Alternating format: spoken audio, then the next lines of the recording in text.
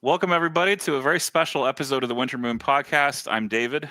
I'm Nathan, Minor Tom. And we are very pleased to welcome Andrew Dursum and Will Shick back to the show. Hello. How's it going? Hi, guys. Welcome in, and we're so glad that you're here. And we're, like we were saying before the show, we're grateful to be a stop on the marketing tour here. And we're just going to launch. We're just going to launch right in. Sir, you're not a stop. You are the holiday special on this tour. Oh, dang. Okay. Nice. Is it Life Day? Do you have your orb? This is the holiday special of Star Wars podcasts. Oh, all right? man. I don't know. That's a dubious distinction. I don't know if I'm comfortable with that. Yeah. Is there a scene and dance break somewhere in there? Yeah. I hope you're prepared, Dursum, because you're the musician here. The guitars are in the other room. I can go get them. Oh, okay. Well, where's my animated Boba Fett? We'll beatbox for you. It'll be fine. I loved those little cartoons they had on the holiday special in between. Those are They're pretty wild. They were very interesting, to say the least. Isn't the crazy dinosaur canon now? Wasn't he in is he? The third season of The Mandalorian or something? Yeah, that sounds right. I mean, in Maybe. Book of I don't Boba, know. he references the fact that he rode the dinosaur because he says when he's talking about the Rancor, he's like, "It's not the first creature that I've ridden," or something. Yeah. He has a line about it, so Dang, I know that that's a exists. deep I don't cut. know. I don't know if the when he's talking to Danny Trejo's character, he makes a reference to it, but I don't know if the actual creature is showing up. That one I'm unaware of, but it is referenced in Book of Boba. He makes a line about it. So we're getting it in Legion, is what I'm hearing. I mean, Getting the dinosaur. it's a very large. This kind of goes back to the discussion on like super heavy vehicles and stuff. That dinosaur is very big. Yeah, very big. Dinosaur. I don't know if that dino can like move and not break the game with how big the base would be. Some things are more important. Some things are more important than the balance of the game. That's fair. Having That's magic fair. dinosaurs. I'm with you here. Like I say this all the time, but then I get slapped down. So we got to make that note, Chick. Forget the AT-AT. We got to have the giant Boba Fett. exactly. Yeah, That's going to be the one. that's gonna go up on the priority You're list. gonna get an AT-AT, but Winter Moon got you the magic dinosaur Right. instead. That's Aren't you right. thrilled? Courtesy of, and we'll have a little thing on the box. Mhm. Courtesy of Winter Moon Wargaming. And all these other folks who are involved, of course. And thank you guys for being here. Is I guess my ultimate point. But I did want to. I don't know how I can comfortably segue this, but I did want to start talking about some things. Speaking of like design choices and things that we were going to talk about. It's all right. Festivus has airing of grievances. Our holiday special. Oh no! I'm not trying to prepare you for. This is not a grievance. This is just a question. It's just please don't assume that it's like a. No, you're good. Yeah. So I guess one of our big questions. I'm kind of zooming to the middle of our sheet here. I titled this segment "Catching Strays." So we've just. Both Nathan and I, and then Brian and John, who are the rest of the Winter Moon crew, there's just been some surprising like points adjustments. Surprising to us, at least in our kind of, because we're all kind of, in our little competitive think tank, right? Because we can't deny all four of us have a competitive streak. We're all kind of like, high powered, like aiming at placing first. Those are kind of where our priorities lie with the game. But we've seen things like Boba flamethrower 2-pip kind of went away. The range trooper point increase caught us off guard. Asajj went down 15, which I'd started to play her and I was like, man, she's really, really good at her point cost. And then suddenly she got a drop of 15, and I was like, well, that's an unexpected gift. And then at the next like LVOIS, I got clobbered by her with a Geonosian backed up. She was sort of like the guided missile in this Geonosian list I was playing as. It was like Aquas and Geos together. And I got absolutely smoked by that list because Asajj was just like a heat-seeking missile into my maul because I was playing Shadow. But we also saw recently, and I'm really happy about this, but I don't know how happy other people are, that the AAT got a points cut as well. And I also had the same thought about the AAT. It's like, yeah, that's pretty solid where it is. But then seeing it come 15 down, that was also really cool. So I guess like I mean, maybe we've answered this on other shows, but I don't know how much you can talk about what's happening in your testing cycle where you guys are seeing things that we don't see. And I think that kind of speaks to, like, maybe there's I don't really know how to phrase this. Maybe Nathan, you can help me out with this, but there's sort of like a split between what people who are really tuned in to compete all the time see and what the testing team sees. And I know there's some minor overlap maybe, but maybe we can talk about that a little bit about, how do things get chosen? What do you observe in the testing cycle that causes some changes? Sure. Yeah. So as we've talked about before, right? Like we're constantly paying attention to, what's going on in the community. We are in the Discords, we watch tournament results. We pay attention to these things. However, even when we can act as quickly as possible, right? Like there's a whole timeline that these things, have to be done on, right? So, Shick likes to give this example, all the time, right? Where it's like, if we made, Adepticon Worlds happens and it's like, all right, like we know what we need to like change on points, right? It would, even if we could snap our fingers and instantly have that points change done, right? Everything has to go through licensing with our partners at Lucasfilms, and then it's got to go through an internal proofing process and everything, and get posted to the website and distributed to the community, and that process takes time, right? And so that's just we could snap our fingers. So then when you have to factor in, the dev time, and the the external play testing, right? That takes months to do, right? And so this points update that you just got in November, right, is something that we had been worked on and finished, and internally, like, we're already looking towards the next thing, right? And so we try our best to kind of make the best educated guess we can be about like what things need to get fixed, right? And is that a fix that that we can do with points? Because sometimes, right, like it's a deeper issue, right? And that kind of, we have all these issues, just because something didn't get addressed in one update doesn't mean that we are not aware of it or that's not on our radar. It's just some things takes more time, and we have to kind of prioritize, all right, this is something that we can fix now, or, maybe we're gonna have to wait towards the next, dev update to do that, and just kind of, assign a priority to those things and get them done that way. And as terms, just to kind of go back to the original question, right? I think the boba thing is more of a different situation of just, we made these other characters that had the flamethrower as a gear upgrade, and we thought, well, that's just a superior way to kind of convey this mechanic. So we just ended up removing the 2-pip because it was kind of superfluous. But as far as Asajj and the AAT, right? Shick talked about how we've talked about before, how we want things to be on a curve, right? And that's the goal, for things to exist somewhere along this curve. And then, even if something is on the curve, we can kind of look and be like, okay, well, maybe we want to see, a little bit more of this kind of unit or this play style, right, in the wild. And we've talked about how with the characters, oh no, we've lost him, Jim. He's dead. What about the characters? I can pick it up. No, I got this. Well, he reboots. Okay. So we've talked about a lot when we did the initial June points update. He's back. Oh, yeah, I don't know whose internet went out. It was yours. It was yours. Okay, my bad. You were the one. But one of our overall philosophical goals that we have been working towards has been making the characters more accessible so that we can see more of them on the table. We have done that through now the upgrade cards that we're moving forward with, and we revealed at Ministrav. Before that, in the June update, we talked a lot about how we were being very aggressive on points cuts for these characters. And to your point, David, it's not the idea that these are points cuts because these characters are underpowered or not performing well. It's because we feel that we have the space and the ability to be aggressive on them, because you can only take one of them. Mm-hmm. Right? Like you cannot take 6 Asajjs. So her board presence, these characters' board presence is very limited on the 6-foot board. They have a zone of influence that only affects so much.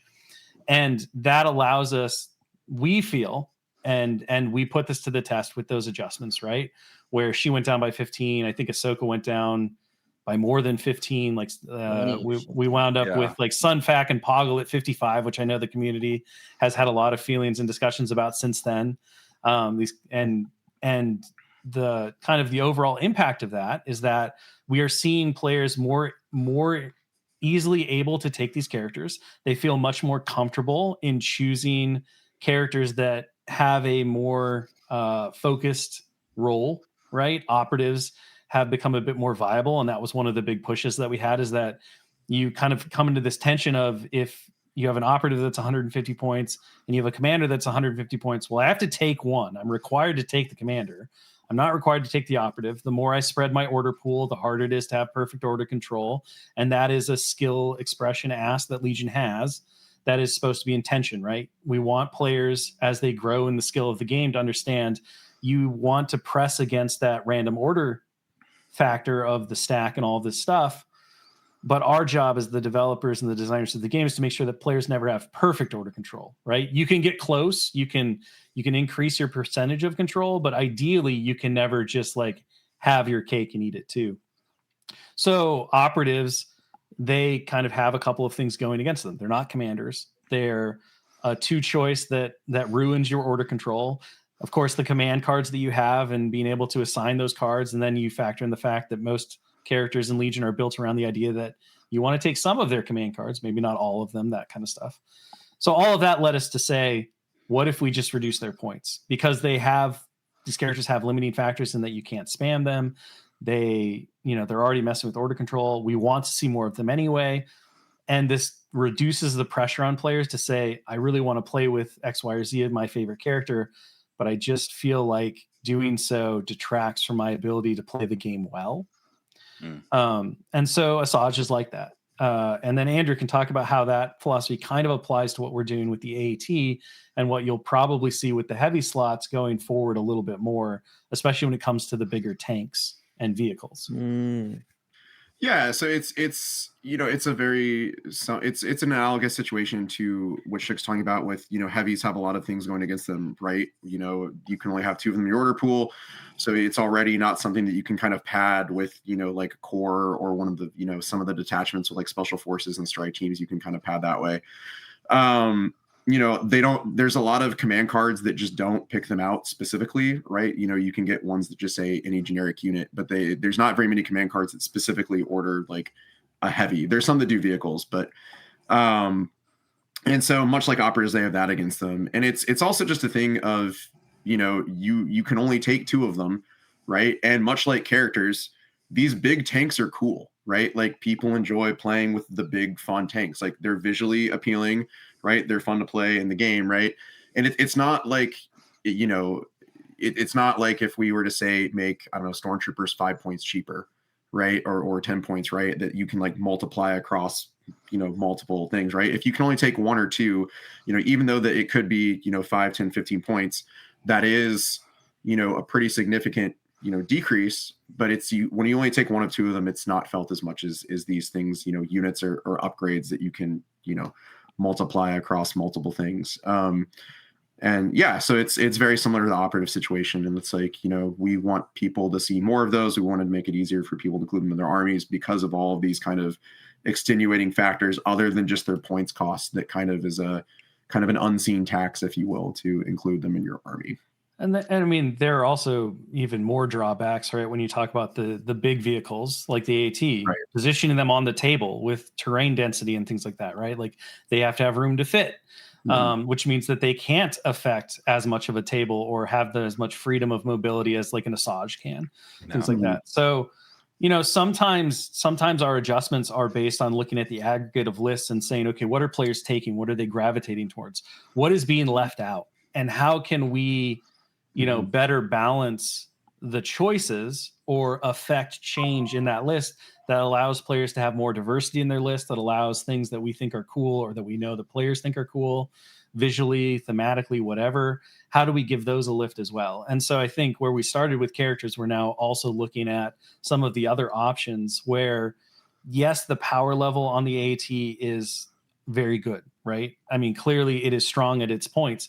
But when you factor in all of kind of those hidden costs that you also have when you're taking it, is it actually worth that amount of points compared to other things? And so the force organization chart, the number of how many things you can take, right? The spammability of it, to use kind of a negative connotation word, but I think everyone kind of understands that, has also become a thing that we're now looking at and saying, points costing is not equitable across all of the different orgs because of the number of things you can take, how that impacts the overall list, these types of things as well.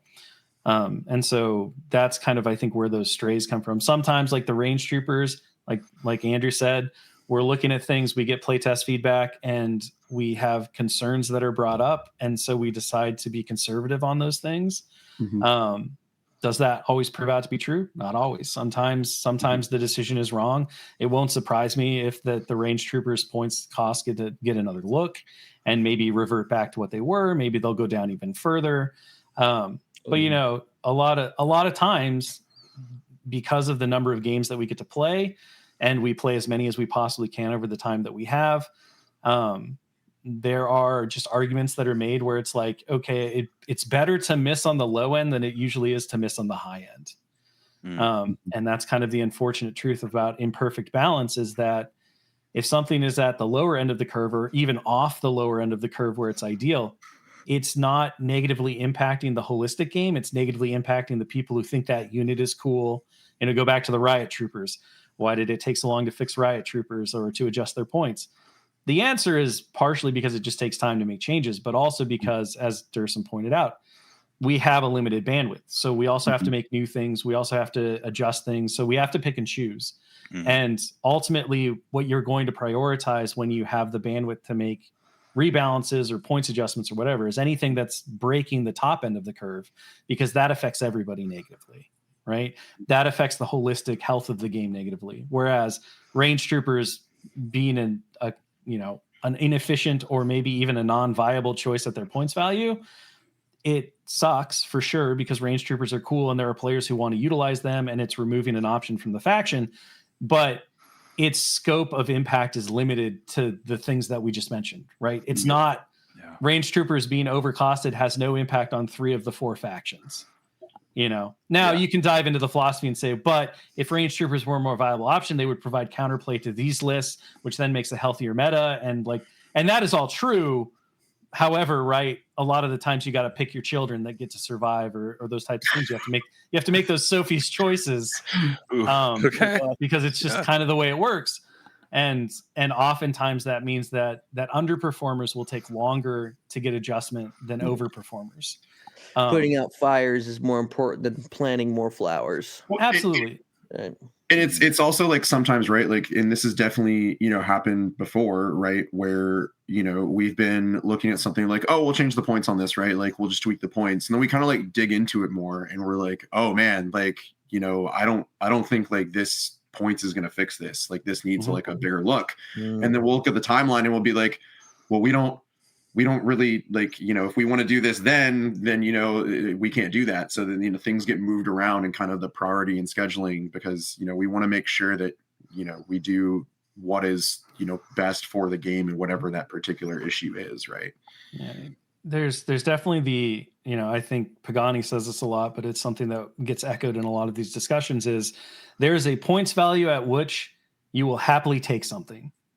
Just because the value is it's an activation in 2 actions, and that value might be 0, which is fine. But the reality is that if that's where you're at, if you're saying, well, this thing's really only worth it if its value is 0, then the problem isn't its points. The problem is that it doesn't do anything. Right. And our general philosophy is we would prefer that things do stuff. And this kind of goes back to the riot troopers, question of, okay, when we analyzed them and we were really looking at that stuff, and we said, clearly they're not performing to the level that folks want, that we want, we could reduce their points. But does that truly correct the issues in a way that's going to feel good and see them get utilized? And the answer was really no. What they needed was an additional boost from Imperial March, right? Some other options. Now they have Callus that can go into them, who brings a really interesting thing. Additionally, some of the customizable commander and operative builds can really like suit them in certain ways and provides. So there's a number of different fixes, quote unquote. right, that bring that unit in addition to points adjustments to the point that it becomes a really exciting and viable choice. And to find that balance a lot of the times, especially with underperformance, because it's not always just if you made them cheaper, they would be fine. Sometimes that's true, but usually when you're talking about one that's off the curve, like it's breaking the curve on the bottom end, the reason that it's struggling is because it doesn't do anything that players need, right? Or that is desirable to players. And those are the ones where you really got to dig in, like Dursum was talking about, and those take time. And so it can seem like they sit a lot longer than other things and they don't get the attention, when the reality is behind the scenes, they're getting a lot of the attention, an inordinate amount of the attention, because we're really diving in, trying to figure out, okay, how do we make this work with the data we have, with the things we know are coming, with the best educated guesses that we can make in terms of everything that we're aggregating. Yeah, there's a ton of moving parts, right? Because you're not only are these things are sort of, correct me if I'm wrong, they have to fit into the longer development cycle. Yeah. Right. So they have to find their place somewhere in this long plan, this like long future plan, which you've demonstrated. There is a very long roadmap for Legion, like we're talking 2 years at least. Yeah, like can I kind of riff off a couple of things you guys said? So it's interesting and it's cool. I appreciate you guys sharing. Seems like maybe a little bit of a push just to kind of get more of these cool things on the table. As far as I heard characters, tanks. I mean, you guys have talked in other interviews about things like super squads, right? It seems like there's sort of generally a push to make that. We have that. What was 800 points, and now it's 1,000, and even that 1,000 points seems like maybe it's just kind of pushing it to make that 1,000 points go further, almost. For sure, I think diversity, right? Diversity in list construction and providing options and good opportunities to explore the full range that is available to a player in a faction is one of those really big things. Cool. Okay. Well, yeah, thanks. That's cool to hear. And that's also exciting, right? As a player, I like having characters and tanks and things, that makes the game interesting. I really hope, just before you move on, Nathan, please do. But I just wanted to say to the audience, please do go back and listen to the last 15 minutes, because there was a lot of really good ground that Will and Andrew expounded on, like a lot of great stuff. So I think the last 15 minutes will answer a lot of questions that some of you may have had about how things are adjusted and how they get balanced and how they get selected. I think that's really made some really important points. But please do go on, Nathan. Well, we can end it here because it's a great. No, it was great. Please. We can keep going. If we are going to end it here, though, I want to put the capstone on it, and I want to say that there is no finish line, right? We do not believe that there's a finish line. So for people, like, whenever you feel like, oh, they missed something, oh, they're ignoring something, oh, they'll never get to it, that's not real, right? That is not true. There is a point at which likely the things that you feel need to be adjusted will get a look. Maybe they got a look and they didn't make it this time, whatever. But if every points adjustment that comes out, it's not going to make the game perfect. We know that. That's why there is no finish line. We're just going to keep going and we're going to keep adjusting. The only goal that we have is to make well thought out, well tested adjustments, and that every adjustment we make, we believe, to the best sense that we can, is moving the holistic game forward in positive progress. Right. And if we are unconvinced that a change that we are going to make is going to hit that goal, we will not make it. We will take more time with it. And so sometimes that means that things can linger for a long time because we have not cracked the code, and we're not going to make change just to make a change. Right. We're not going to endanger the health of the game, the fun experiences that can be had, unless we are very confident in what we're doing is going to be a net positive. Okay. Yeah. Thank you. Yeah. Good capstone. Something I kind of wanted to riff on from what you guys were talking about is you mentioned that, as you're going about these point changes, you're looking at community feedback. I mean, we see you in the Discords sometimes, which is cool. It's cool when one of you pops in and says something, and it's always gets everyone in a start. Will said this. It's always a funny time. And you're just explaining, right? Sometimes things happen, and you're able to do the points change like on the next cycle. Sometimes you see a problem, it takes a bit to be tested through. Sometimes there's a deeper problem, sometimes it just takes longer, and sometimes you're aware of something, but it takes like a few cycles to get something out. And you said you're looking at community feedback and tournament results and things like that. So part of my question, I've never been a developer on a game like this. I just yap about it for a few minutes every couple weeks. But my opinion on some of this stuff, and maybe this is a little hot takey, but as the community, sometimes we're wrong about stuff, right? Like there's oftentimes prevailing opinions in some of the online spaces, and sometimes the online spaces can be a little echo chambery, right? Sometimes a few people get an opinion about what's good and what's bad, and then that perpetuates, and then that affects what people play, which then of course boosts those things standings in the tournaments because that's what people are playing. So of course it's going to do well in the tournaments, right? Now, sometimes there's good reason for that, right? People like to play things that are good, and so oftentimes that's why this happened. But sometimes the community is missing something. Sometimes there's units that actually are pretty good, but they're underplayed just because nobody's kind of cracked the code on it yet. And then somebody figures out, oh, if you pair this unit with that thing, suddenly this is really good. And now everyone realizes that this is awesome. I'll use AAT as an example.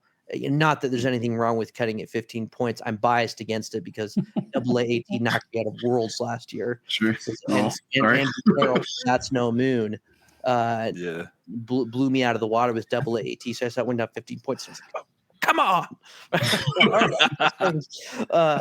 But so when when you're thinking about this, you're looking community feedback, the things that you guys are talking about, and you're synthesizing with tournament results. What are people taking? I would assume you have the same dialogue in your head. Part of you is like, okay, there's probably some reason for this. How do you decide? Okay, the community seems to be right. There's definitely a good reason why no one's taking this unit. It sucks. And then how do you decide, like, oh, you know what? The community really, I think they're missing something about. I think this unit's better than they're giving it credit for. Or there's like a whole scale there, right? How do you guys determine where you feel about that stuff? No, that's a really good question. So just to be very clear, like while we do pay attention to all this stuff, right? Like we look at the stats, we read, the articles, we're in the discords, right? Lurking, we don't just base everything off that, right? So it's kind of like how I like to phrase it is we like to keep our finger like on the pulse of what is happening, right?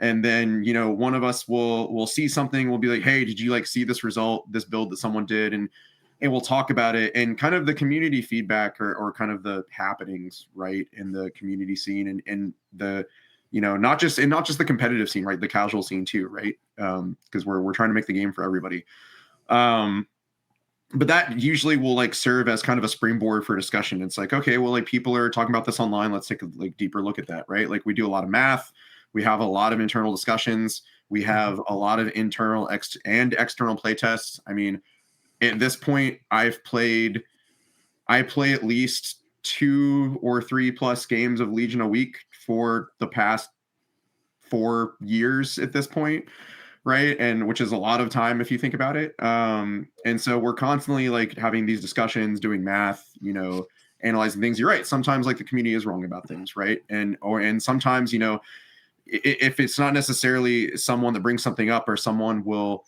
we'll see something and that will make us think about certain things, and that can lead us to like a different, destination, right? It's just kind of be important to kind of be open to that information, right? And just kind of, not necessarily make an assumption on anything too quick. It is really rewarding though when, someone in the community like finally like cracks the code on something, right? And like figures something out, and you're like, they got it, right?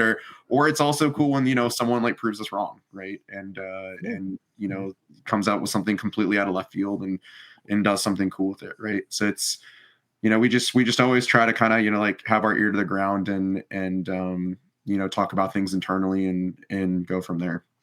A big part of like the actual process is it starts with a conversation.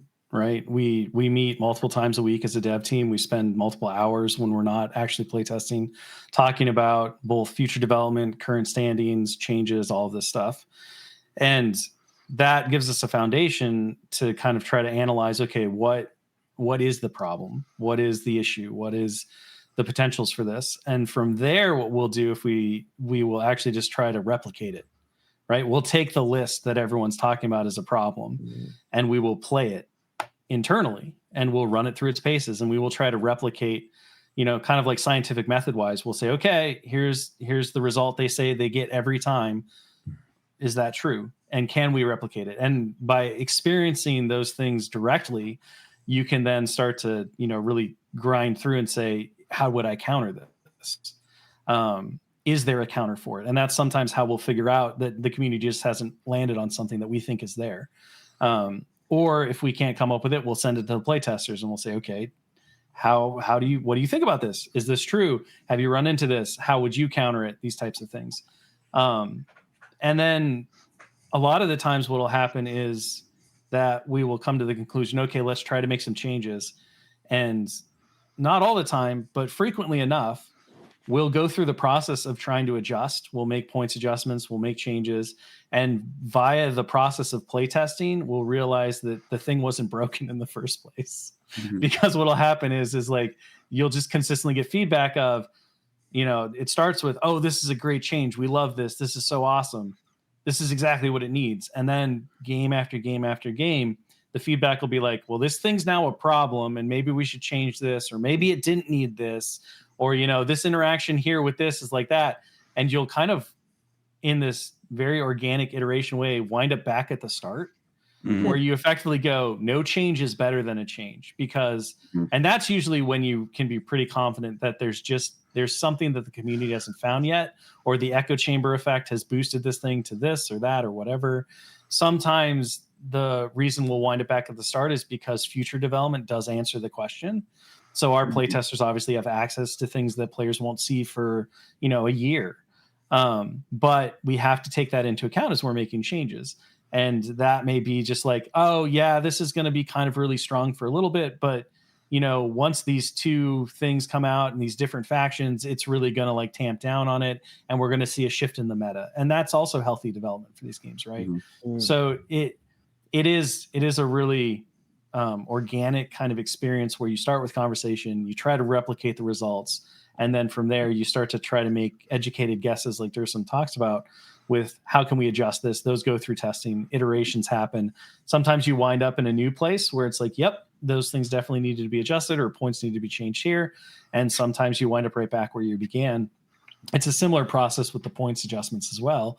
We'll look at things and say, okay, let's how do we affect these points in a way that's going to be meaningful and have an impact, and what is too much and what is too little. And that's very subjective for folks. And you're kind of making your best guesses on those kinds of things. How do you split up the points? Like Aqua Droids is a really great example of one where everyone kind of knew they were overperforming out of the curve and they were very strong. But the challenge is how do you bring them to a point where you're not, nerfing them into the dirt, because we don't want to do that to players. We don't want to, ideally, we don't want to release things that are going to break the curve anyway, right? You don't want an Aqua Droids experience, but it does happen. And once you've done that, now the challenge of the development team is to say, okay, how do we bring it in line, but still allow it to be the thing that players bought into, that they took their time to hobby, that they took their time to paint, that they've took their time to grind out games and learn how to play with it really effectively. And they're very excited about this stuff. And with that, like we go through these combinations of, okay, let's cut the base points of the unit by 10, and we'll increase the base unit by 10, and we'll increase the heavy by 15, or some combination thereof, right? Because players are like, well, the base unit doesn't really have a lot of offensive punch. It's when you add the heavy that it becomes a problem, these types of things. And then it becomes Dursum's, kind of primary role with the playtesters to talk through those, try different permutations, and land on the one that's going to work.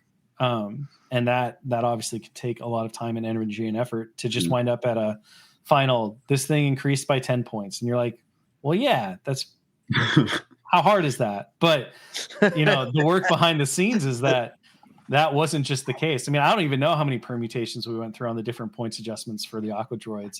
And that's just replicated over all the units. Dursum might have it in his head. Yeah.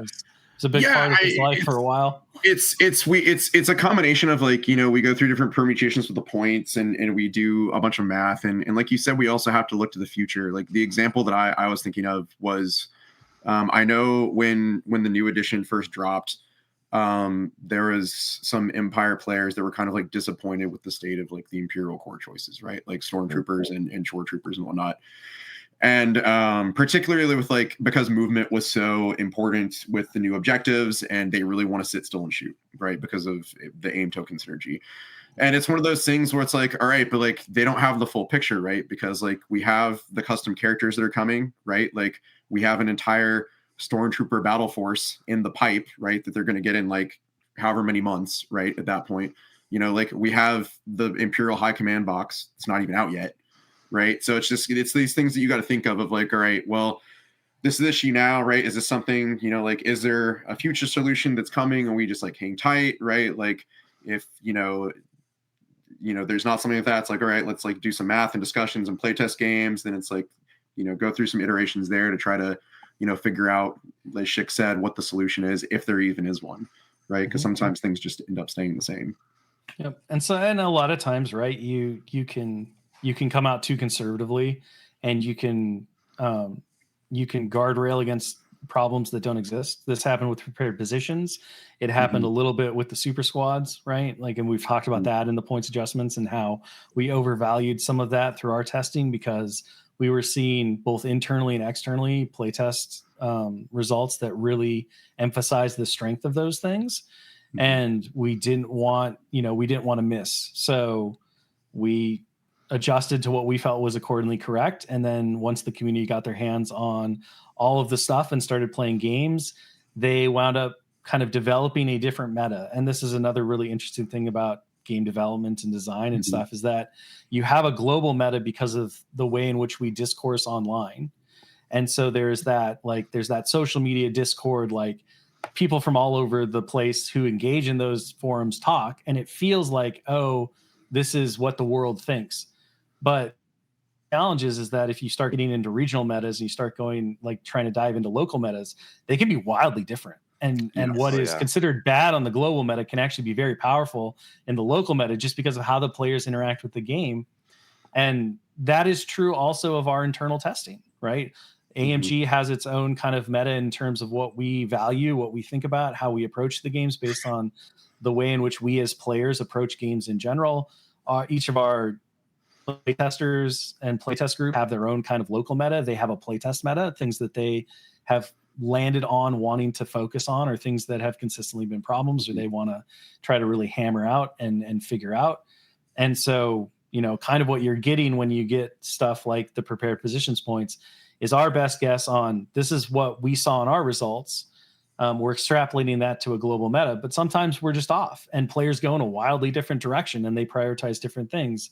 And they may be right. You know, like, I think the conversations we had about how the current scenarios have really purported this range 2 meta alpha strike kind of push, and that has really put significant drawbacks on a prepared positions centric list.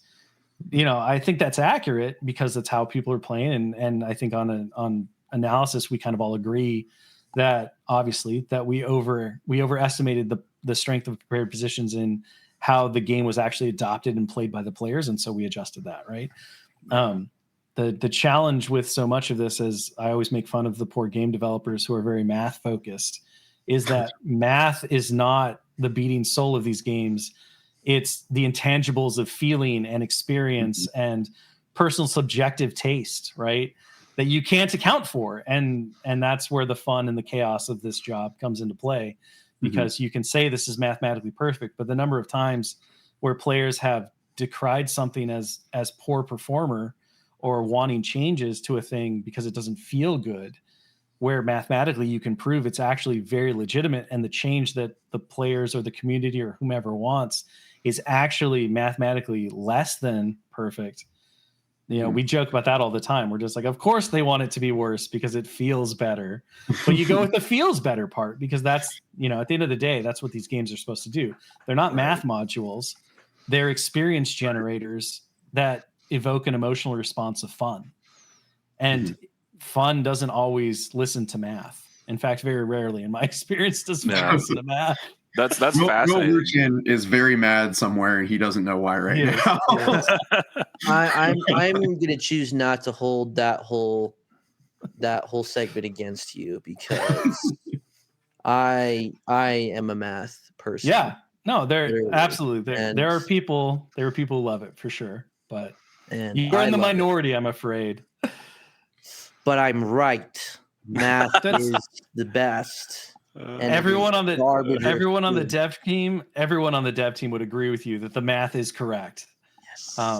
But the job isn't about the math, unfortunately. The job is about creating fun. Right. Well, that's sort of where the art comes in, right? It's sort of like, how do we make this fun? How do we evoke, the universe, obviously, because that's obviously a huge consideration, right? How do we evoke the universe? How do we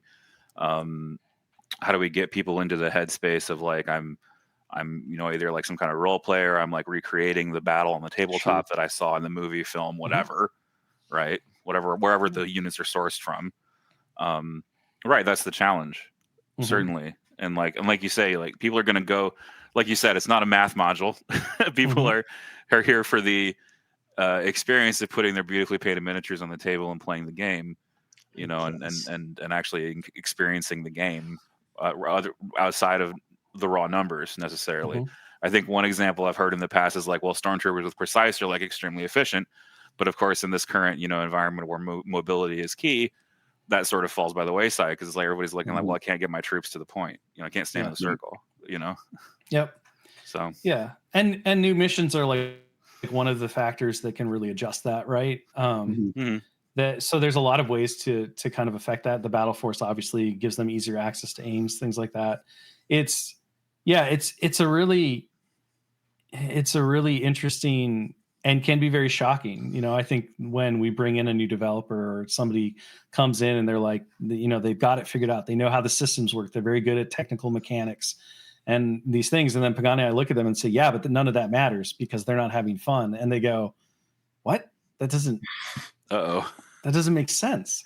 And so you kind of have to start to, that's the big journey of growth that makes game developers, I think, really become into their own. And the great ones are the ones who can combine the math with the intangible emotions so that, folks who want to play these games competitively and really want to view it as a math module can get in there and be like, yes, this is how we do it. But I think when you approach games in that way and then you run into those weird, those things that trip you up, right? Those little tripwires where you're like, but mathematically, this doesn't make any sense. A lot of the times the reason is because it's about the feels, not the reals, which is another term we throw around quite a bit in the office. Yeah. The tummy feels. Yeah. As offensive as I find this entire subject, you might be right. Well, don't worry, Nathan. You'll have plenty of time to optimize the fun out of the game. That's right. That's something people say. The players will always find a way to optimize the fun out. That's a classic. That's a classic discussion point for the more successful your game becomes, the harder it is to keep the game fun because players will. The whole point of these systems is that you're provided this foundational set of things to do. And then there's a subset of players who want to come in and their joy, their fun is in mathing the fun out of the game, right? Like optimization and efficiencies and really figuring out how to break the system. We're lucky that we have several developers who are like that. Will Pagani was one of those people. Like he did professional Magic. He did like world tournaments for other miniatures games. And like that was just his mode. So he kind of thinks in that way. And then we have players who think more or we have developers who think more in terms of like the feel and how the experience is and that kind of stuff. And those are me. It's like Andrew Dursum and Michael Plummer are kind of those. They're those two. Rutan's another one who really likes to optimize and look at everything.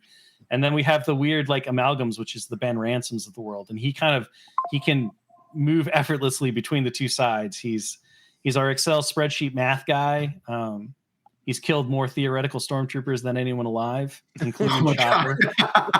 Because when we were working on a lot of the updates for second edition, he created a math model that effectively allowed you to say, how many stormtroopers does this dice pool kill?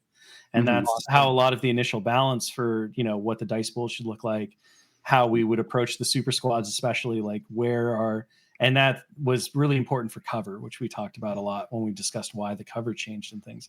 But so he just pushed his little button and he'd be like, I killed this many stormtroopers. This unit killed this many stormtroopers. I don't remember what the metric was called. I'm gonna have to ask him because it had a name. It did. Like that column had a name, and I don't remember what it was off the top of my head. You're just speaking my language right now. How do we get him on the podcast? You bring him on. We'll just bring him next time. You guys can chat. We'll let you bring in Ransom and Rutan, the two R's. They're the math guys. They're really into all the math. Yeah, we got to get them and Nathan connected. Actually, you know who else would love that is John Bushman. Oh, John would love it too. He's a math guy. John and I would geek out looking at whatever secret spread. They're both very big math people. Yeah. Okay. Well, all right. We can move on. We have a number of, as you correctly stated, I'm in the minority of my love of math. We've got a bunch of listeners they're ready to turn this off.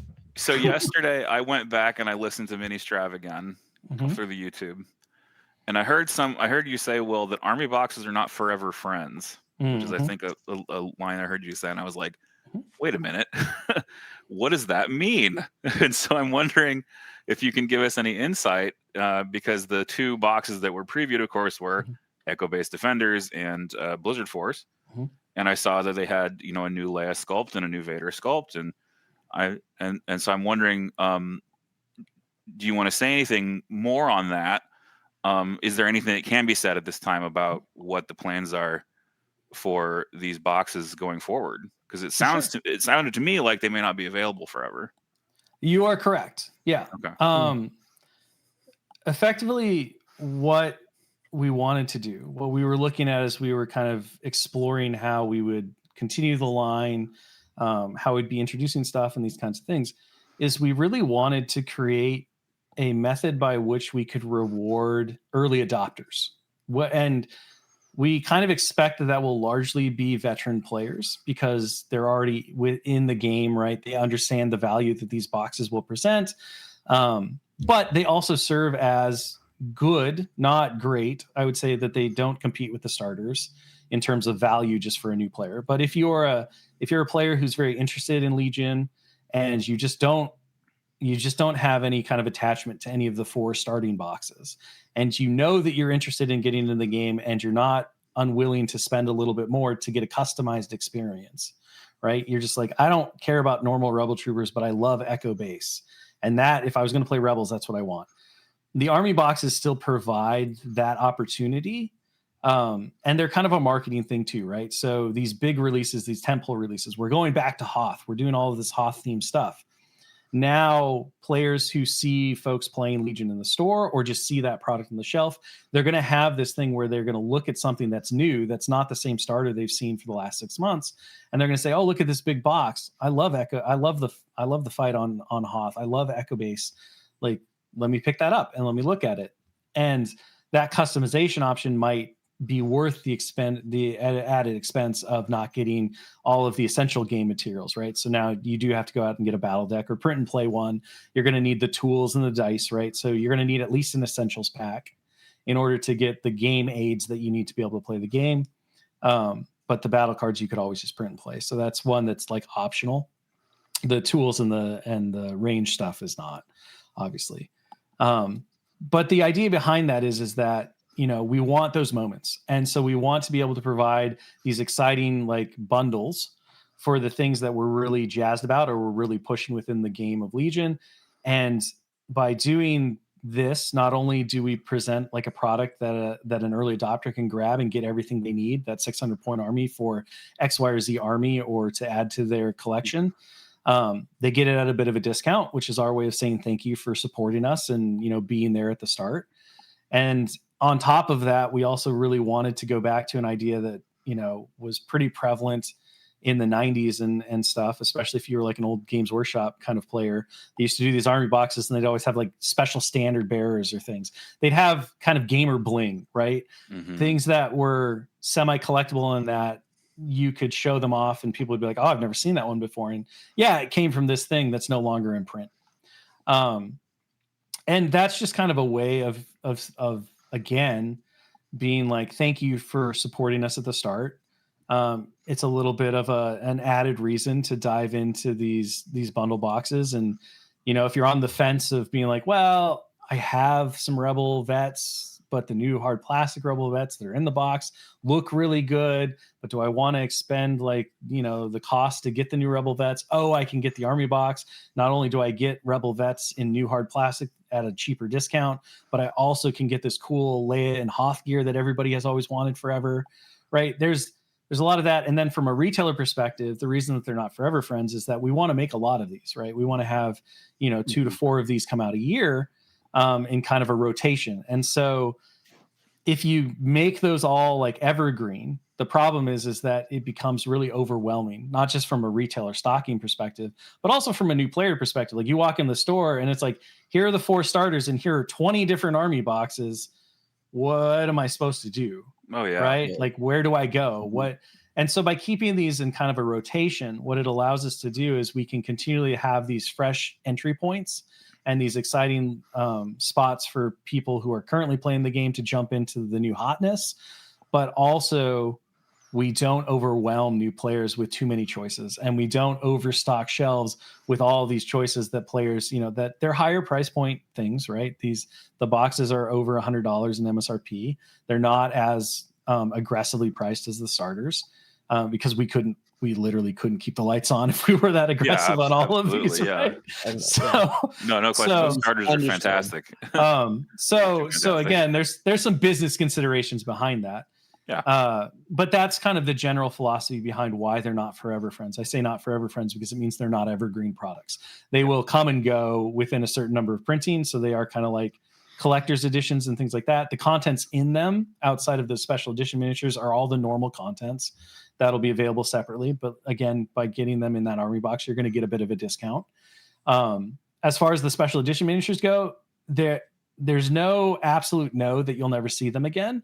But I think, you know, how they would become available again is not something that we've really landed on. When that would definitely be pretty far into the future, right? We want to respect the fact that these are kind of special things that we're giving to the players who are willing to take the plunge on these products and on these new, you know, forces within their faction or starting a new faction. And that was one of the things that we saw that was really, I think, great from the initial Battleforce boxes, which these are sort of evolved from. They're not exactly the same thing, but was that we saw a lot of players who were like, they played Empire, but then they were like, oh, well, I really want to play Clones and 501st is cool and I love all the characters in it. So I'll jump over to that because it's an easy way for me to just dive right in to a new faction and have everything I need and kind of be like, I'll never buy another thing again, I swear. We all know that's not true. We all have problems. We're all sick people. But it's fine. So that kind of goes to all of that stuff, right? So will we see Hoth Leia again? I would imagine at some point, you know, those special edition miniatures will make a reemergence, but it will be probably in a limited fashion and it won't be anytime soon. And we really haven't landed on how that will work. So, you know, and there's a possibility that some of those special edition miniatures will never show up again because maybe the demand's not there, or maybe there's just not a good reason to do so. Who knows, right? Like but that's the overall goal for those, what they're doing, how they're kind of positioned and why we have that rotation. And I know for some people, the idea of limited edition, you know, no matter what it is, can really get their hackles up. But hopefully the idea being that like these are just visually distinct skins and they don't have any inherent like gameplay value outside of looking different or cool, will mostly smooth over those ruffled feathers. Yeah. I mean, this is totally normal, right? Like there's cosmetic, you know, this is cosmetic, right? Yeah. 100%. Yeah. And I'll just want to say that you perfectly summarized what happened to me with the Separatist Invasion box, because I already had a Rebel collection, I already had a Republic collection, And I was like, well, I already have my essentials. I just, and then I was like, oh man, this is actually really good value. It's 4B1s and Grievous and a tank and Androidicas. Heck yeah. So I bought right in. And then, again, this Blizzard Force box, perfect timing. Never got the soft plastic snows. Now I get a re-release. Now I get another Vader. That looks really good. So I'm probably one of many who are in the sights of this promotion. Perfect. Yeah. Perfect. It's great for my eBay scalping business that I run. There you go. Yeah, be that person. That's fine. Oh gosh. Okay. Now they know. Now they know whose house to egg, though, when they're really mad about those. Right. About those inflated prices. Right. Disclaimer: that was a joke. Yeah, Please, we're not scalping anyone. We're not into that here. Yeah, we're not selling it for triple the price or whatever. Yeah. Gosh. No, I think actually though, the fact that it's an entire box instead of just the miniature, actually I'd be surprised if there's as much scalping like there's with the $1,000 Vaders that are still running around from that one. Yeah, those convention exclusives, right? Like those can really drive some value. Forever. Yeah. I think I gave out a Strike Me Down for a couple hundred. Yeah. I still have my Strike Me Down from that. That was cool. But yeah, these are I'm with David, and honestly, I know you're worried about people. I've personally not really talked to that many people that are all mad about exclusive ministers. Yeah. It's a cool thing. Like you guys said, if you guys had like an exclusive unit that you're like, oh, we've got this new busted thing that's it's the best unit ever, and there's only a limited number of them. You have to buy this. Like that would be insane. But that's not what it is. It's the same units, but it's just a fun extra thing you can get that's different if you want. I think I think most people are pretty cool with that, and it's a fun thing. All right, so I wanted to talk again a little bit about something else I saw in Ministrav. There's so much good stuff in Ministrav. So much of it covered elsewhere, but I do want to talk a little bit about some of the newest stuff, or the stuff that's like the furthest down the line. The one that really it piqued my interest was these Guerillas for Rebels that are coming. I had heard you say, Will, that this was sometimes you guys get to develop units in connection with LFL directly. That's Lucasfilm licensing, the people in charge of the license, for those that don't know.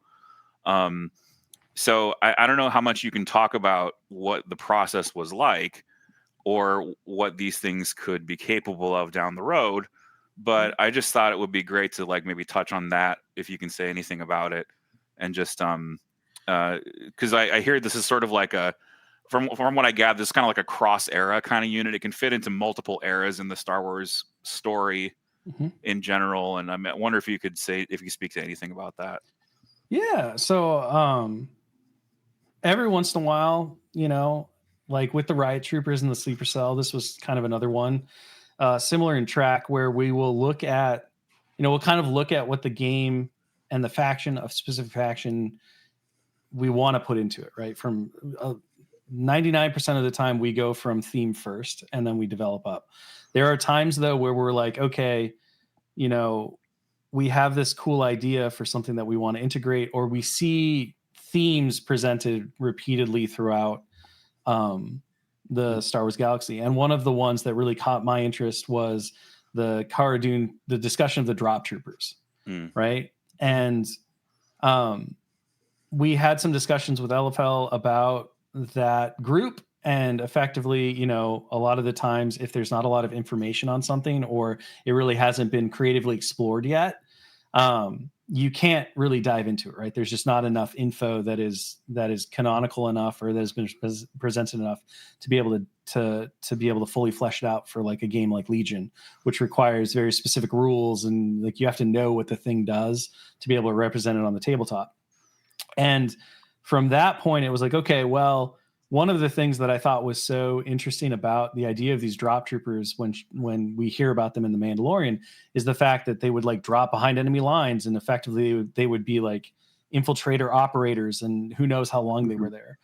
So that got us kind of thinking and talking about, well, what if we just created this idea of these guerrilla troopers, right, who were not part of the typical chain of command. They could be specialists or like hard-bitten, soldiers that effectively volunteered to just go operate for an indefinite period of time behind enemy lines and just cause problems. And that could be something that the rebellion organized, these specialized units. It could be, the natural evolution of the sleeper cell, talking about like the sleeper cell. They stop being sleepers and they cause problems for the Empire. And then they have to go in the lamb, and effectively they're living in the wilderness and trying to survive, not get caught by the Empire. Those types of like ideas. And so we presented that kind of thing to Lucasfilm. And one of the things that we really liked about it, from not just a theme perspective, because it felt very natural and something that was very interesting for the rebellion, but also from a game perspective, was the idea of showcasing rebels stealing Imperial equipment is always really fascinating to us, because you get to take something that players know and then put a unique spin on it. So immediately we're like, well, obviously they're going to use like Imperial heavy weapons. And then Dallas came up with the idea, our creative director. He was like, what if they were wearing stormtrooper armor, like looted stormtrooper armor and stuff? And visually that's just so cool. And then that kind of translated into the idea of, well, if they're wearing stormtrooper armor, that probably means they don't have white saves anymore. And that's pretty unique in the rebel faction. So like there's a lot of play there. And so we just kind of like built up this idea and this overall pitch. And what we did is we talked with our great partners at Lucasfilm, and, we kind of gave them the idea. We gave them the inspiration from where it came from. And they took that internally and discussed it with the story team and all of that. And, their consideration, which is often the important bit, is like, yep, this reasonably could be something that we just haven't seen yet, and we're totally comfortable with you exploring it. The idea that there would be deep operatives behind enemy lines that would scavenge equipment. We've seen a little bit of it from like the Saw Gerrera, and like what we see in Fallen Order and things like that. And then some of the other films and the series. And from that point, once the concept is approved, we work very closely with them on designing the visuals. They have a pretty good oversight of like the rules and the theme of the unit, the personality of the unit, that kind of thing. And they kind of sign off on every step. And so it's a lot like creating something organically with them, which is really exciting and fun. And we get a lot of good feedback from them on what they feel comfortable with, what they don't, all that kind of stuff. And it kind of morphs into this unit that then we take those visual designs, we hand them over to development, and Mr. Dursum and the team kind of figure out what it all means in terms of rules and stuff. So if you want to talk a little bit about. And I think that, these kind of opportunities when they come up are some of the most fun projects to work on, because, much similar to kind of, designing some of the battle forces, right? Like as Shick said, right? Like, there's so much, lore in Star Wars. There's so much reference material. You could fill up a museum exhibit with, all the different pictures and media and just documentation. So when we get to kind of this chance of like, there's a very preconceived notion of like, oh, they're adding this thing to the game, what does it do? Right. And like part of our mission statement at AMG is like, we want to faithfully translate, what happens on the screen or on the page or whatever to the tabletop, right? We want you to feel like Darth Vader is Darth Vader. So it's really exciting when we get these opportunities to, where there are no existing expectations, right? There's no reference to where someone can be like, oh, what do they do in the show, right? Because there is no show that these things are from, right? They're new.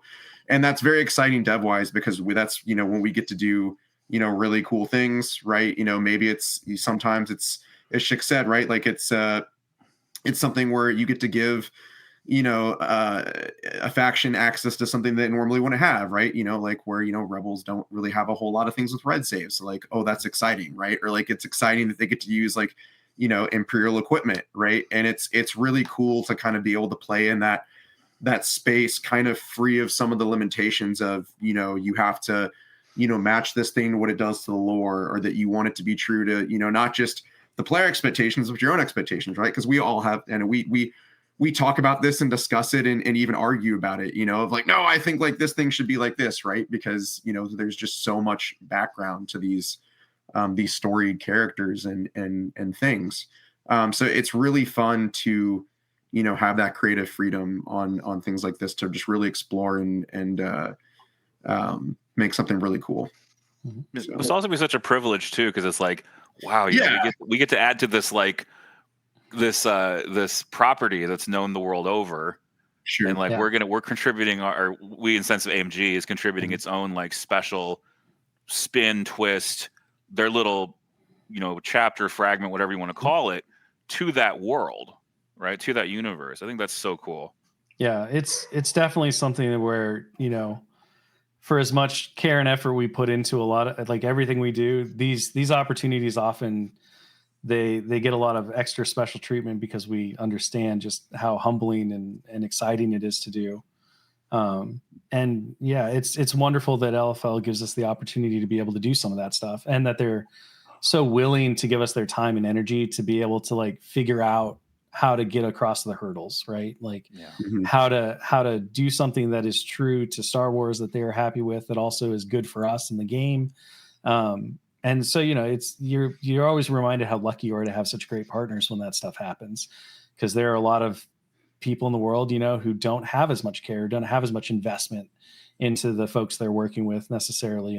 And so when you find that kind of partnership, it's really special. Absolutely.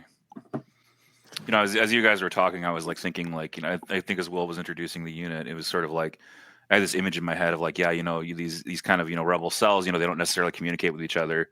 They don't always know who's who.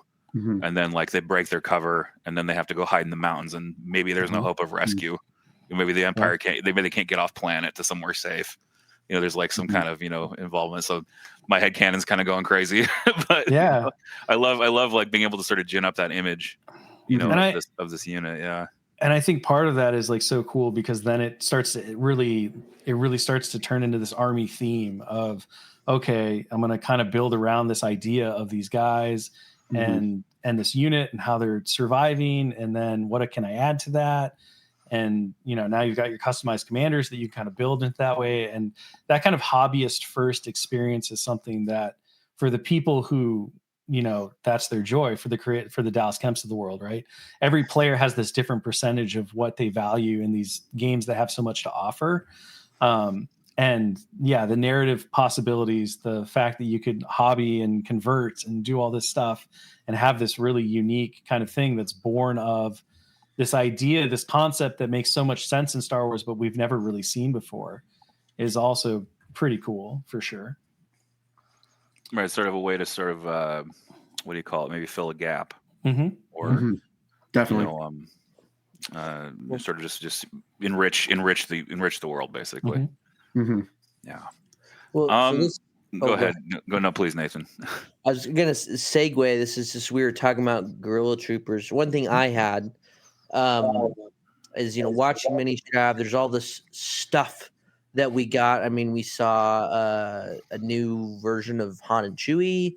We got, you know, there was like a little Ghost Crew, Stinger. We got, Jedi. We got Mace Windu, which is like, oh my God, finally, we're getting Mace Windu in the game. If you two, it is for both of you, if you were to run a Legion army, you know, tomorrow or whenever, which of these units would you be most excited to put in your army if you were like playing it like a store tomorrow? Which is like your personal favorite that you're super transported to where everything is, you know, in the wild. So in the wild, Shick knows the answer to this. He sees me getting excited. So I've already said, when the Mud Troopers and the Wet Weather Gear Stormtroopers come out, just like clear the painting schedule, because I'm gonna build the max of amount of that I can take. I had a lot of fun designing that Battleforce, and you know, just the flavor and the theme of it was super fun. Kind of getting that like World War I trench fighty, you know, tropes in there. So that would be it for me. I'm you know, just give me all of it. Give me all of it. so just so that I'm with you, Wet Weathers are Mimban, right? They're sort of they were in combo with the Mud Troopers. Yes. Yeah. So one of the things that like I do when I start, you know, working on something is I'll go look at like the background. So because I had the same reaction that you all did. I'm like, wait, where are these guys from? Right. You know, is this a new thing? And I went back and watched, you know, the 10 minutes or whatever of solo that he's on Mimban. Right. And like most things in Star Wars, you're like, oh wow, that was in the background the whole time and I just never noticed it. And that's probably a named character that has like a whole backstory and a family, right? As is often common in Star Wars. But yeah, no, they're in the Mimbam scenes, kind of like hanging out in the background and walking around in the trenches and stuff. They are. Sorry, go ahead. No. Well, I was gonna say I had the same experience with my Black Sun Enforcers. Mm-hmm. I didn't know that the big guy had a name. He's Zeton Moj. Like that's he actually has a name and a backstory. Who has a name? Is the big, you know, the Black Sun Enforcer that's supposed to be the leader without the Vigo, who's really tall. Yeah. He has a name. He's a unique. He's a story and everything. Ponytail guy. Yeah. The big guy. Awesome. The really big guy. The really big guy. The huge blaster. Hmm? Yeah, he has a whole backstory. Anyway, awesome. I didn't mean to derail the wet weather stuff. No. You're good. So yeah, the wet weather stormtroopers are they're environmental specialists, so they're kind of similar to the snow troopers, but according to kind of the background and everything that was established after their appearance in Solo, is like they mostly operate clearly in like swamp or really wet conditions, whereas the snow troopers are more hazardous, like frozen tundra and that kind of stuff. So they're an interesting inclusion, and they're stormtroopers with capes, so they look really cool and that kind of stuff. But yeah, you're going to have Dursum's going to have a number of folks in the office that are going to be right along with him, because I have not seen quite as much excitement among people who are like, I'm going to start a whole new army and it's going to be nothing but these guys and the mud troopers, because that World War I aesthetic is hard to deny. Like, it's very, very cool. That's sweet. I am very excited to get my Obi-Wan and Anakin on a bark speeder on the table, because I am, if it's on a motorcycle, like, I'm in. That has constantly been mounted armies have constantly been one of my favorite things in most games. Like, I just find the idea of, you know, like, it was kind of the White Scars thing when I was playing 40K, being able to do like a bark speeder, just generic force with my leaders on that. Like, absolutely. I love the idea of the Tauntaun list now that we have Han and Luke on the Tauntaun. So and you can't deny the incredible nature of the Obi-Wan on the bark from from Clone Wars, not the Clone Wars, to spread it out. Like, that's just such a moment, you know. It was so cool. And I will probably do some conversion to make that happen for me. I think you and everybody else. Yeah, I mean, if you're into Obi-Wan on a bark, then that's what you're going to do, right? So those ones I'm very excited for. I mean, I love that you also open the door to mounted generics as well. Oh yeah, that was super cool. Yeah. Like, oh man, they're going to open the door to that. I wonder what we'll see in the future. You know, it's kind of where I was left after seeing the Jedi General on Bark preview. Yeah. And I mean, to be clear, like, that the Jedi General on Bark is more like the old Clone Commander. It is just a unit card. It doesn't have like the doctrines or anything. We're not quite there. I think the door is open for sure. We don't want to overpromise, obviously. No, yeah. I don't want people to be too disappointed. Gotcha. But we did want to provide a way for just more folks to be able to put their lightsabers in, and despite the fact that he doesn't have doctrines, I think he still can very much stand in as a player avatar for the Jedi who's on the bark and things like that, and creating the opportunity to, as we discussed when we were talking about customizable commanders and stuff, like, it's very easy to create new opportunities to use doctrines, to make specific doctrines and all of that stuff. So who knows what we'll see, but someone's going to have like the time of their life doing like a tour of duty, campaign with that guy as their paragon. Yeah. Oh yeah. So good. So yeah. I'll just say, for me, Tour of Duty was a big hit. I got my little Imperial garrison going already. The instant I saw that going, I was like, I'm going to take my customizable, going to give him a backstory, going to take the ATST. It's going to be like the I think I called it Grishka, which is like a Gregory. It's like Mother Bear or something like that. You know, kind of like a, I don't know, Soviet kind of theme to the whole little Tour of Duty faction. But I just wanted to say, I think that's been a big hit, at least for me. I hope it continues to be popular. I I think the overall reception has been, as great as we'd hoped. We thought players would be excited for it, but the adoption and just the general conversation around it has been really awesome. Dursum is currently working on more stuff for it, so I know folks were a little disappointed that there wasn't an immediate drop here. At last Ministrav, but there's absolutely more stuff coming for it, and our goal is to have some semi-annual drops for it and to continue to expand it as things come out that make sense, and to just build off of the foundation that's there. So we're very excited to continue diving forward. Awesome. That's really cool. Well, so the next one I have that's kind of similar vein, but slightly different. This is more toward the competitive stuff. Because we're at Winter Moon. We talk about a lot of things. Mostly, we're a tactics focused podcast, right? Our hope is that people listen to the podcast and get better at playing the game. Now, again, we're giving the advice, so big question mark, whether that's really going to help anybody. But that's the attempt. I mean, you have to listen to Brian. Sometimes sometimes the only way to learn is from others' mistakes. So, I mean, to be fair, you're providing a valuable service either way. True. What not to do. Exactly.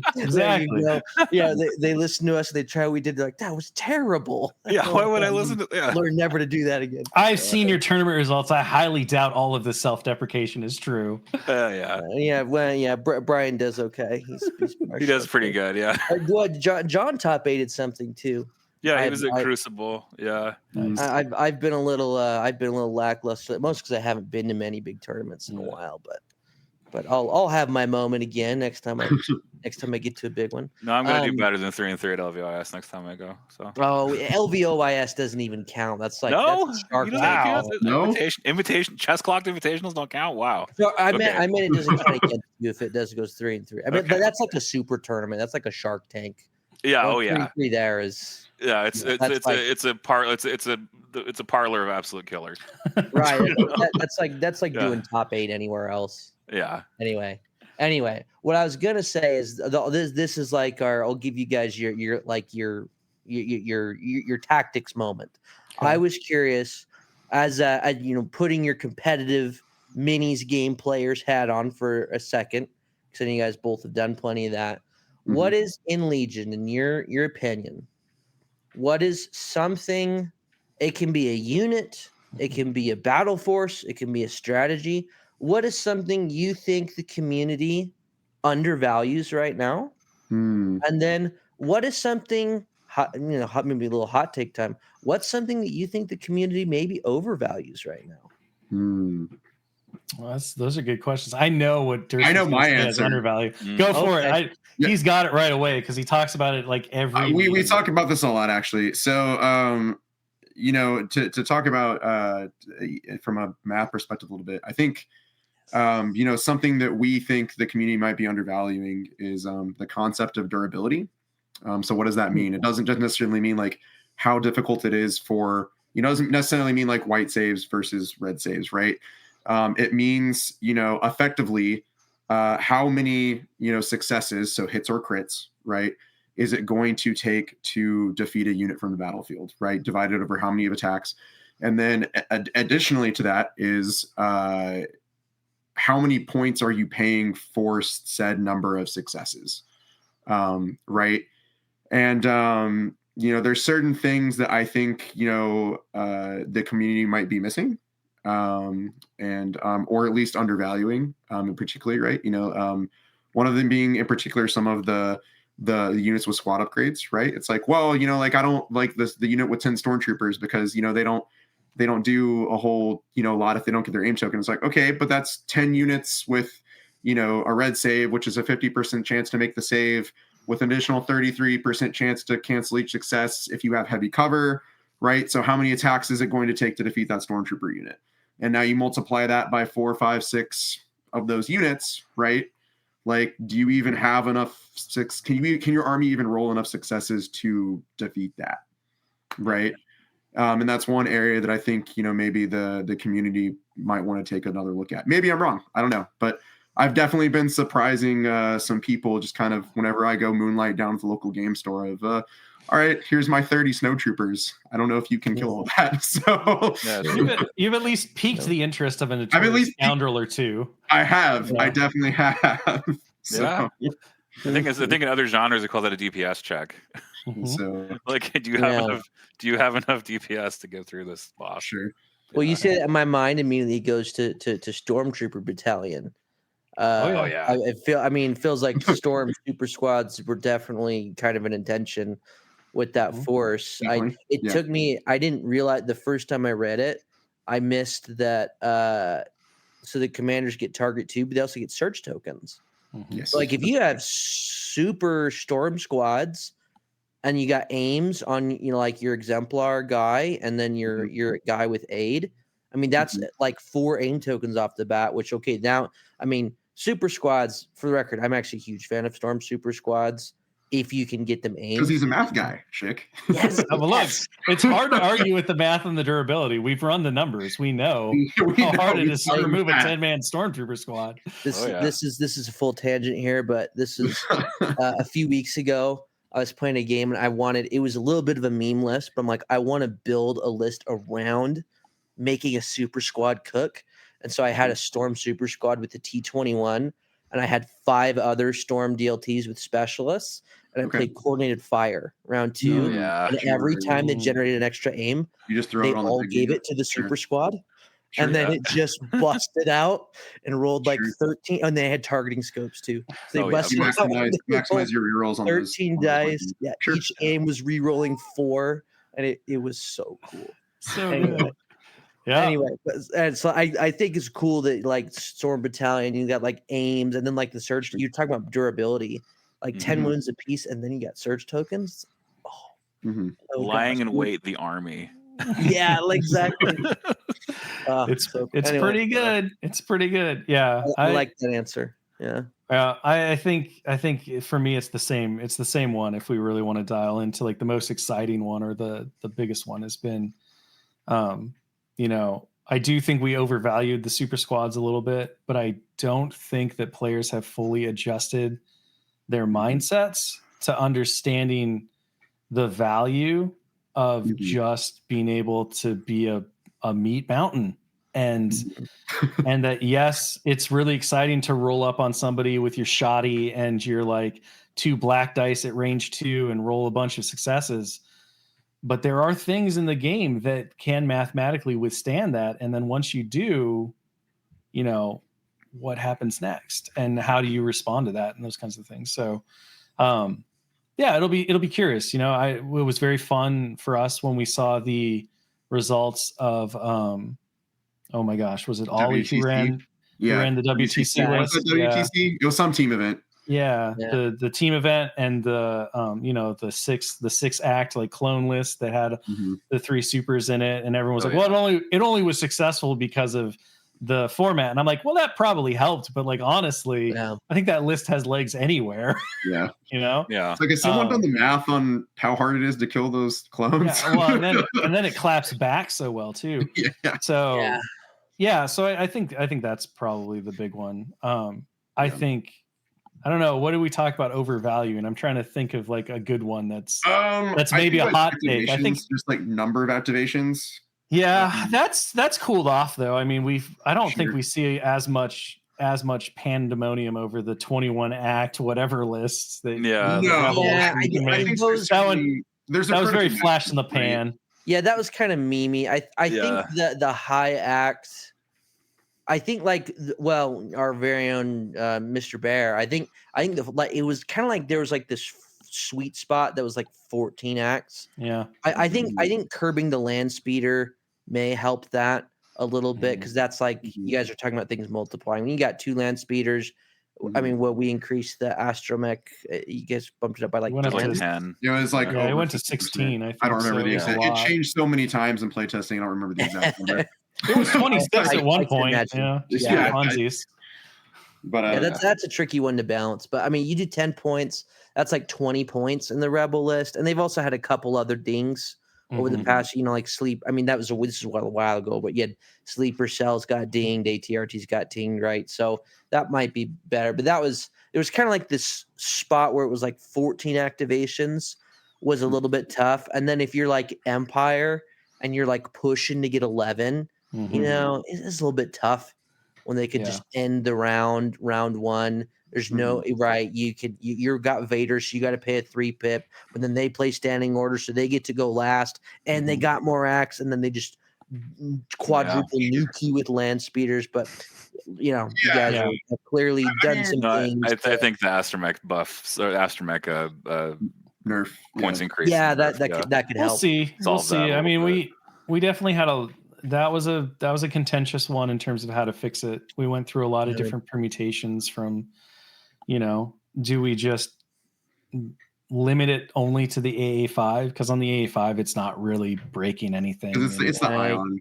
It's the Ion X34, like the cheapness of that package with its, with its Alpha Strike abilities and things like that. And then we priced it into oblivion, and that didn't really, effectively just soft banned it, because I think we had it at 30 points at one point. It was like no one's gonna take this. Triple the cost. And it's like there's a better solution to do. There's a better solution here. We kind of landed at like 16 or wherever it wound up, 16, 18. I can't remember. I think 16. That's pretty. I think it's 16. I think I felt that was adequate. Was punitive enough that like spamming them cost you opportunity elsewhere, and I think that's when you're talking about a game with points and all of this stuff, like that's really what you're trying to do, is you're trying to find opportunity costs that matter.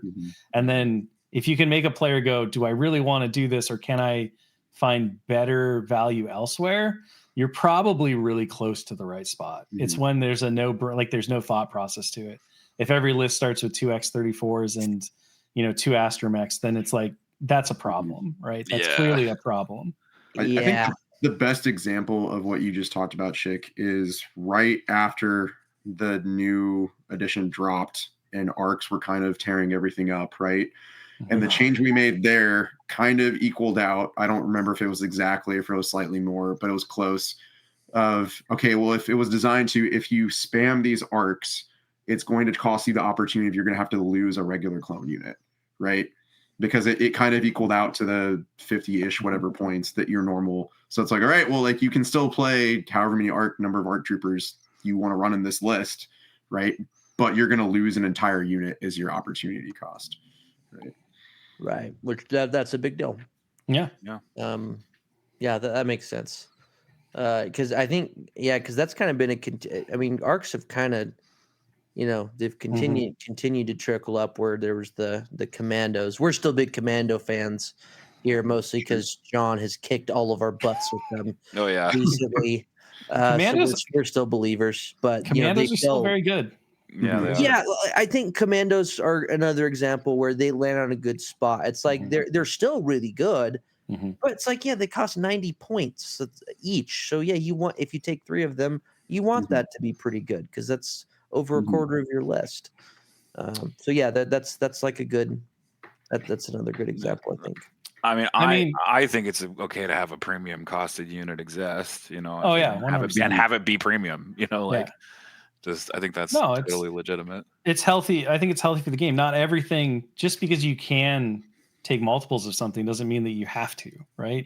And the value of, I think, and this goes back to our list diversity discussions. It goes back to like cutting character costs. It comes back to cutting, vehicle costs, is that we want to see less of the same, and we want to give players more reason to take a wider spread. The challenge with that is that the wider your spread, the harder it is to get to that order control level that players are comfortable with. And so, what is that in terms of points cost? How do you evaluate the inability to control your order stack perfectly? And what's the incentive for that? To say, okay, well, this tank is better than taking another core unit or 2 in terms of its mathematical output. But if I take those 2 core units, I can guarantee that when I draw from my stack, it's going to be exactly what I know, and I remove variables and uncertainty. And so, it's like I said, it's a very interesting tension, and it's compounded by the fact that our goal, and I think the game's original goal, even though it's like like a pendulum. It swung kind of back and forth in terms of this, is that you never were supposed to be able to engineer perfect order control, right? No. Like that's not, you're supposed to be able to get close, but getting close is going to cost you opportunity elsewhere. And and so that's really kind of where a lot of what our thought processes on some of these things are going as well. And what we're looking at in terms of, where do things sit within the organizational chart? How does that impact things? New development for units, how, we've done a couple of things that were unexpected. I think the Dark Troopers was kind of the start of that, where we took a trooper unit and put it in the heavy slot. And we've kind of played with like, what is a support unit versus, the commandos are a support unit. I think traditionally everyone would have thought they were special forces, but we want to see that wider spread across all these different things. We also want things to be able to breathe, right? You put commandos in special forces, and now they're competing with arcs and they're competing with everything else in that slot.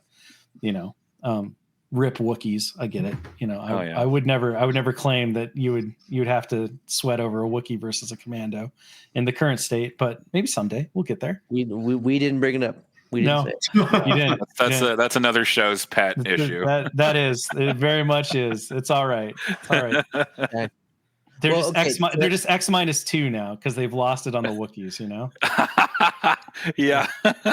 Okay, I'm going to go on a full tangent now because my brain is well. I don't know how we're doing on time. I think they're okay, but again, we're at the 90-minute mark. So okay. Well, this will be my last random question again. Let's go. Just because we went to Wookiees. How do you get? Because I asked this because I've thought about this. How do you guys go about balancing them with the fact that there's this battle force where you take all of them, right? So there's like this line. I feel like if you make Wookiees good enough that it's a reasonable choice to make in a regular list, then Kashyyyk defenders would have to be busted. How do you guys think about that?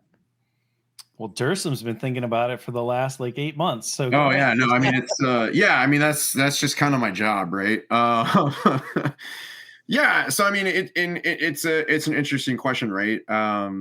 It's an issue that's kind of not just unique to Wookiees, although that's where it's currently felt, right? Because Wookiees are as perceived as underperforming or not doing so well on kind of the curve.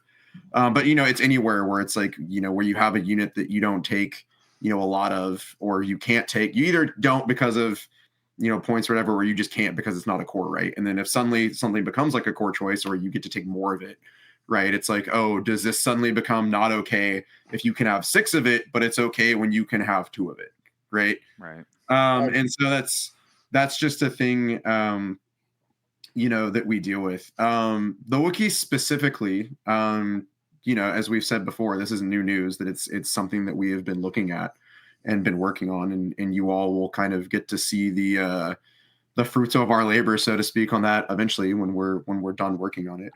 But yeah, it's an interesting problem to thread that needle of how do we make this unit a good, compelling choice, but as you said, not be overbearing or overpowered or unbalanced when it's multiplied multiple times across the Wookiee battle force. Does that mean we have different versions of 2 units? Does that mean that we change how the battle force functions, right? What does that mean, right? So there's all these different angles and different directions that we can go, and that's just our job, what we spend all day doing, figuring out okay, there's all these things we can do, right? We can change the points, we could redo the cards, we could redo the battle force. Which of these is the most correct option, right? And then, that just goes into the timeline with the rest of the projects, and we get it done and execute the design direction.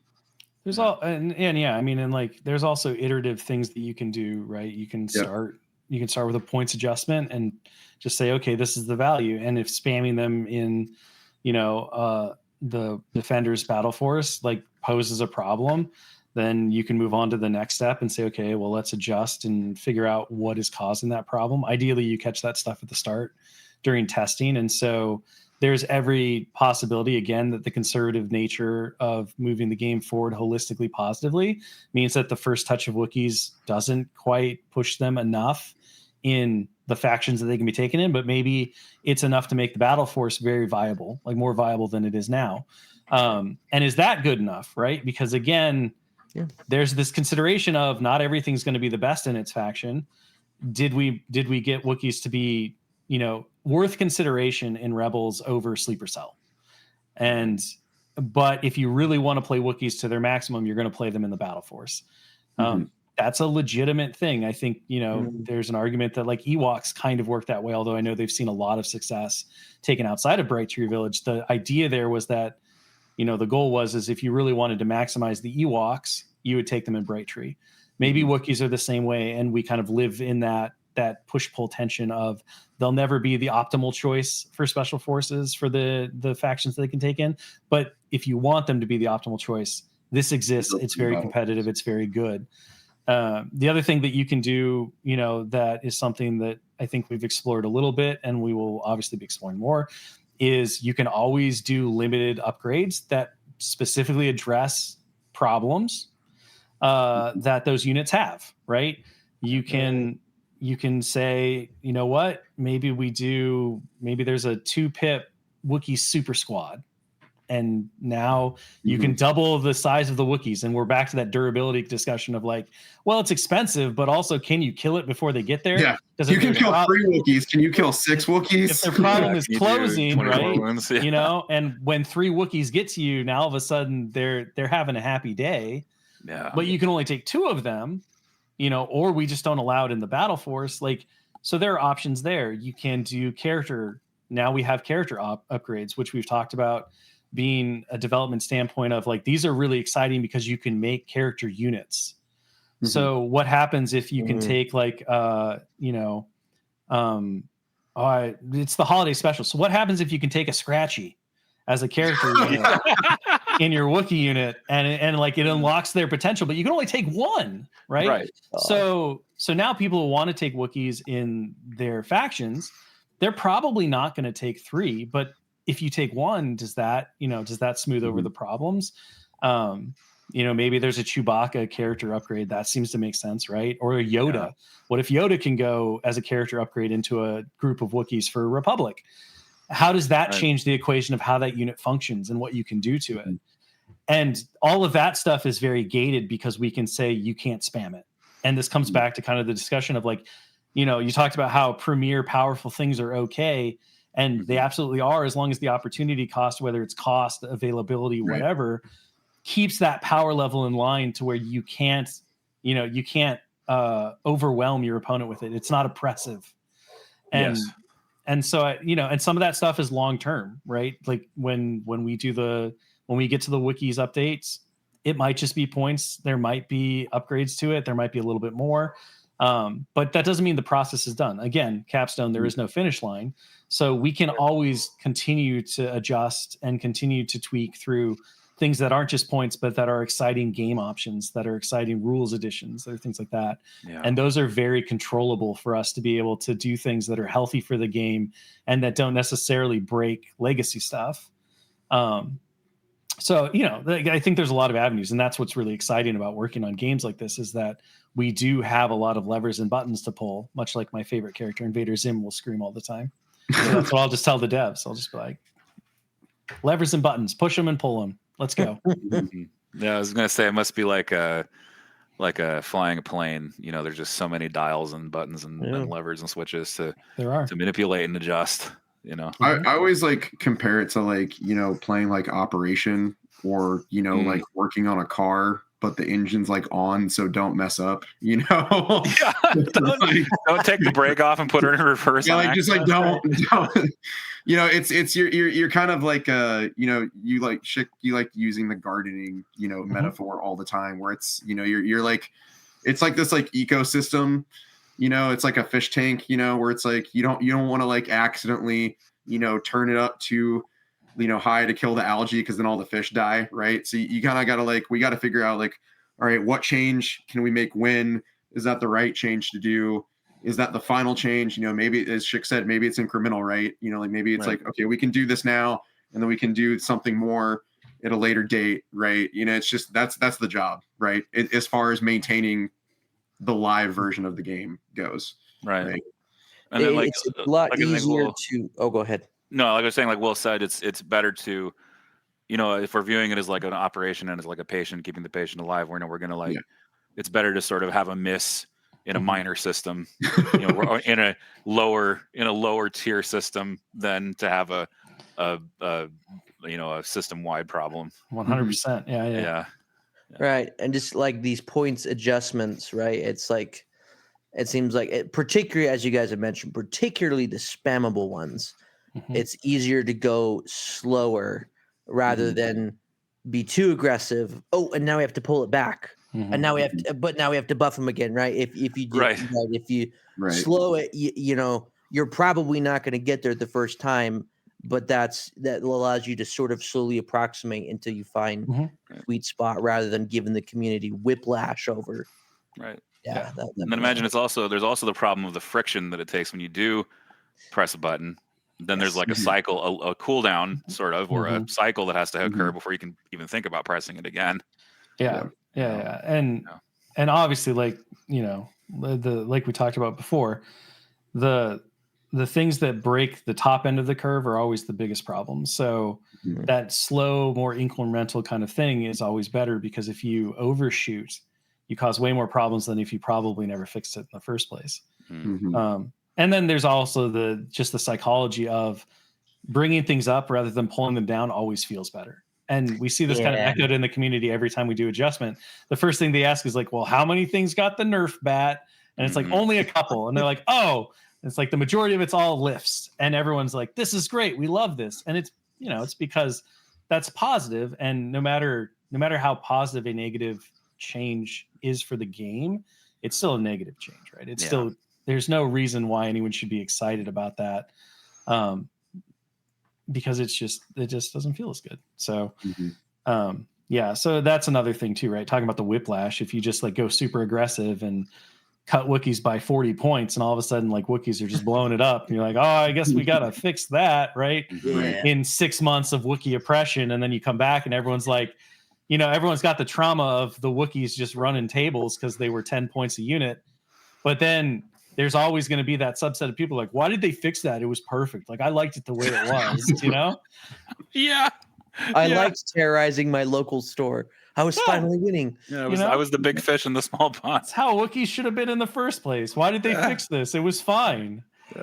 Well, the good news is I think you guys give very good answers. The bad news is we're all going to be very upset every time there's a new release and there's not a print and play Wookiee Super Squad. Okay. Because that sounds really cool. It does sound really cool. I'm looking forward to more of these characters that I can take a model in my army that was originally just a hero and put him in a unit. I'm all for that. I love that. Especially Castian. Those are really fun to make too. Yeah. The only bad news is I'm never taking the Cassian unit as long as that upgrade. Oh, come on. I'm sorry. It's so good. It is really good though. No lie. That's a really cool way to just populate the table with characters. I'm excited to that's a really cool design space.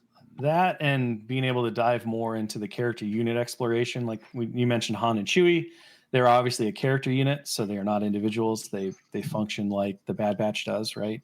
But with fewer characters. So they are always together as we see them in episode 4 and kind of that stuff. And then the big tease at the end was, of course, the crew of the Ghost. Yeah. Sorry, hashtag Lothal Wolves or Force Wolves, like stands. That's not yet, maybe someday. They just were there for framing. But that's another, really cool. We're going to get 6 characters in a unit like we saw with the Bad Batch with 5. And you're going to be able to play that kind of fantasy of here are all these iconic characters working together like we see them in the show in Legion as this character unit. It's so much fertile field, and it's really exciting to be able to explore that, and it opens up so much opportunity to do things like a master and their apprentice as a unit like that we see, or to talk about other kind of character pairings and for a game where it is about units, it is about the army, but it's very centered in a character forward like story and mythology.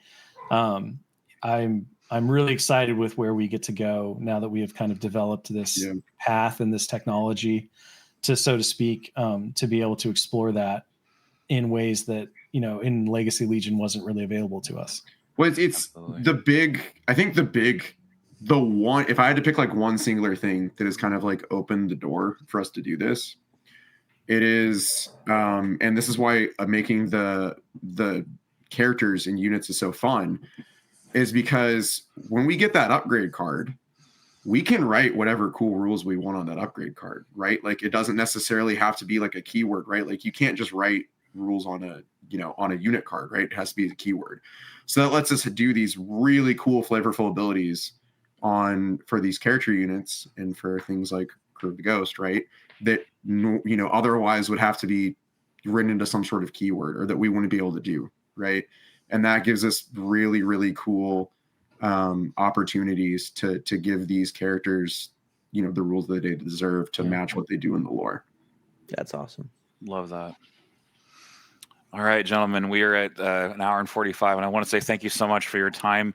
This has been a very fruitful interview, and I'm really grateful that the two of you were here to share your thoughts with us and answer our questions. And wow, thank you so much for having. Thank you so much for having us, and for consistently being pillars of the community and providing competitive insights and all that. Like a lot of us at the studio have done podcasting, have done streaming before. I know how much work goes into it, and no, it's really incredible, and we can't thank you enough for continuing to drive the game forward and helping build the community with us, and providing all of the great takes and different data points that we get to listen to as well, because we're always listening. And the extra 15 minutes is why this is the holiday special. It was an extra 15 minutes. That's the gift right there. Perfect. There you go. Under your tree, your life day tree. That's right. All right. Well, thank you everybody for listening. Thank you, Andrew and Will. Thank you for having us. We're David and Nathan, and we'll see you all next time here on Winter Moon.